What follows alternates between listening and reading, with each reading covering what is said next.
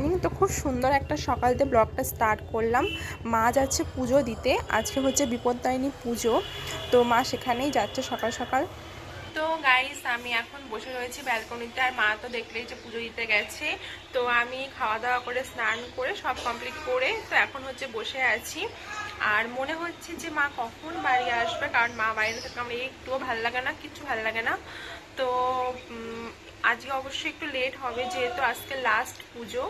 তো আজকে মানে ভীষণই ভিড় হবে, আর আসতে মা একটু লেটও হবে।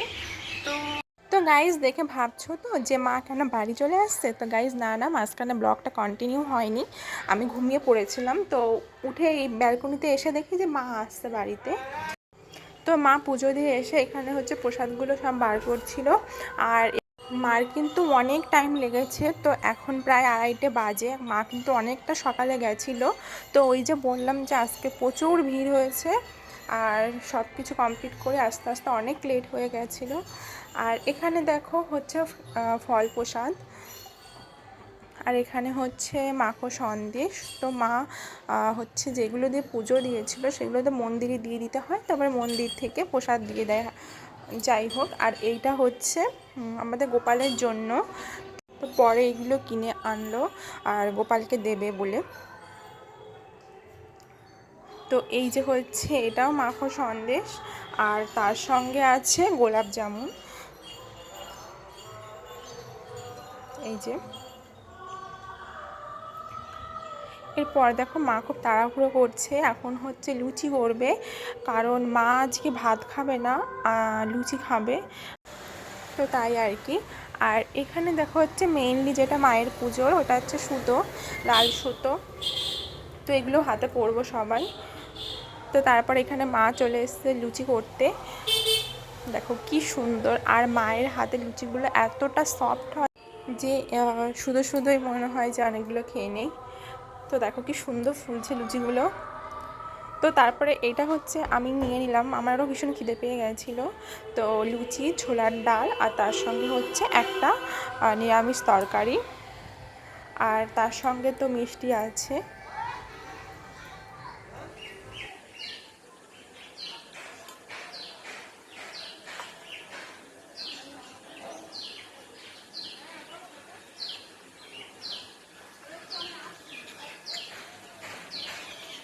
তো তারপর আমার বর ডিউটি থেকে ফিরলো, আর ওকেও আমি প্লেটটা সাজিয়ে দিলাম। দেখো যে দুটো লুচি, একটু মিষ্টি, আর তার সঙ্গে দুটো ফল।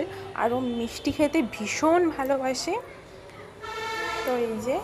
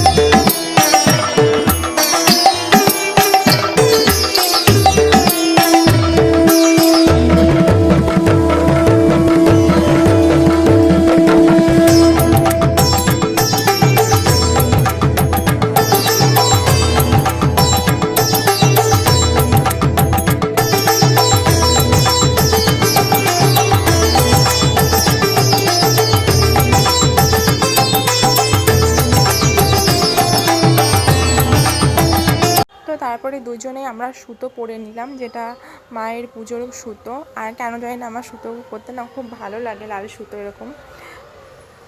আর আমার যদিও বা আমি খুলে ফেলি, কিন্তু ওর হাতে তো সারা বছরই থাকে, মানে ও পরেই থাকে।